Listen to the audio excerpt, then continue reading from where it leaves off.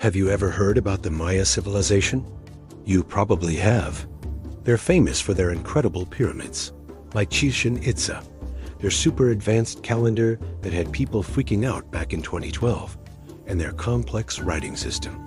For centuries, the Maya built magnificent cities with towering temples and intricate palaces, right in the middle of the jungles of Mesoamerica, in what is now southern Mexico, Guatemala, Belize, and Honduras. They were masters of astronomy, mathematics, and agriculture. They developed the concept of zero, tracked the movements of stars and planets with stunning accuracy, and created a thriving society that lasted for thousands of years. But then, around the year 900 AD, something strange happened. The great cities in the southern lowlands, places like Tikal and Calakmul, which had been bustling centers of power and culture, were suddenly abandoned. The grand stone buildings fell silent, and the jungle began to reclaim what was once a mighty empire. For decades, historians and archaeologists have been asking the same question. Why did the Maya civilization collapse? Where did everybody go?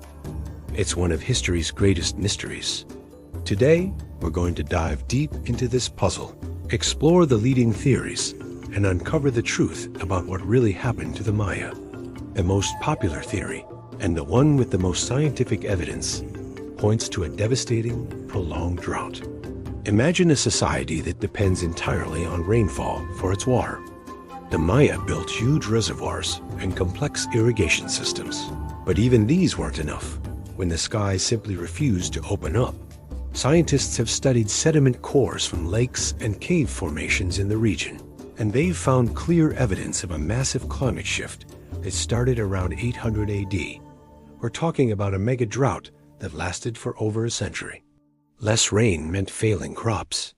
The Maya primarily grew maize, beans, and squash, all of which need a reliable water supply. As harvests dwindled, food became scarce. Malnutrition became widespread, which we can see in the skeletal remains found at archaeological sites from this period. People were weaker, more susceptible to disease, and desperation began to set in. The drought didn't just cause hunger. It destabilized the entire Maya society. Think about it. The Maya kings and rulers were seen as divine intermediaries, people who could communicate with the gods to ensure good harvests and prosperity. When the rains failed and the fields dried up, the people's faith in their leaders would have crumbled. The social contract was broken. Why would you follow a king who couldn't even convince the rain god to do his job? This loss of faith likely led to social unrest and political turmoil. This brings us to another key factor: constant, escalating warfare.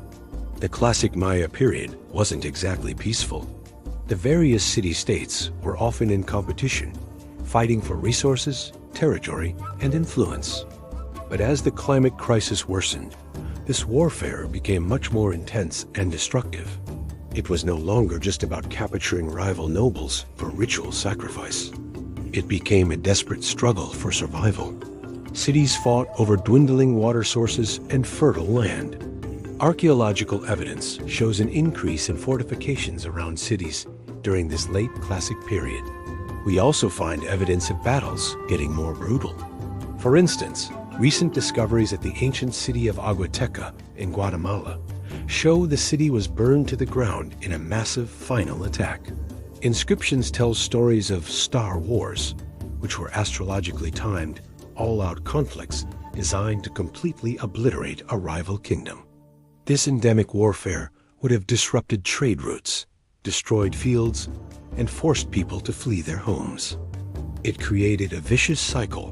Drought led to resource scarcity, which led to war, which further strained resources and made it impossible for the society to recover.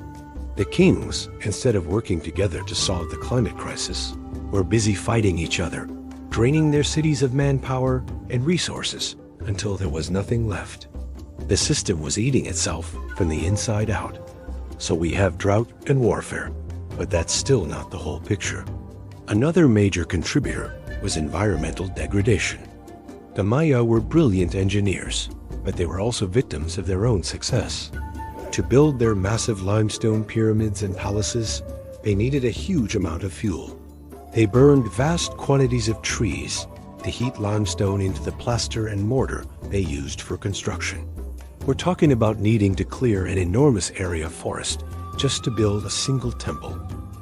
This widespread deforestation had serious consequences.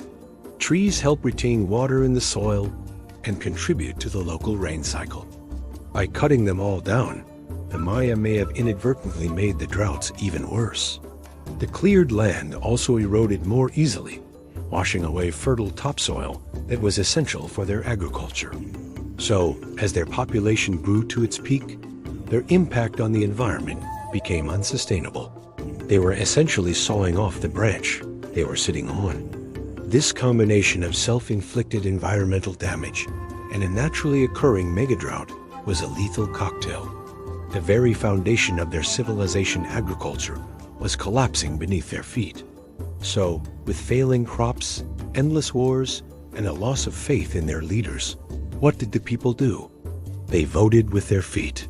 The collapse wasn't a single event where everyone vanished overnight. It was a gradual process of abandonment and migration that took place over several decades, even a century. People simply left the big, failing cities in the southern lowlands. They packed up what they could and moved, seeking a better life elsewhere. It's crucial to understand this.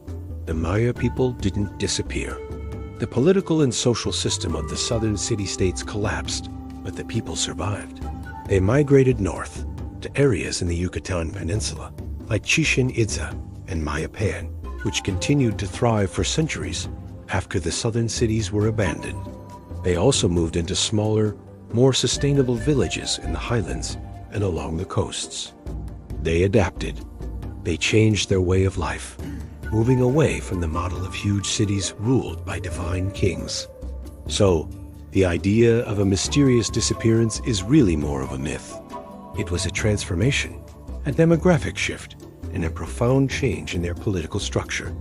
It wasn't an extinction. In fact, this is the most important point to remember. The Maya civilization never truly vanished. Today, more than 6 million Maya people live in their ancestral homelands in Mexico, Guatemala, Belize, and Honduras. They still speak Mayan languages, practice traditions that have been passed down for generations, and maintain a vibrant and rich culture. They've endured centuries of change, from the collapse of their classic cities to the Spanish conquest and modern-day challenges. The story of the Maya is not one of disappearance, but one of incredible resilience and adaptation. The collapse of the classic period city-states was undoubtedly a traumatic and transformative period in their history, but it wasn't the end of their story. It was the closing of one chapter and the beginning of another. The mystery isn't about where they went. It's about understanding the complex web of climate change, warfare, and environmental decisions that led to the fall of one of the ancient world's most spectacular civilizations. It is a powerful lesson from history that still resonates with the challenges we face in our own world today.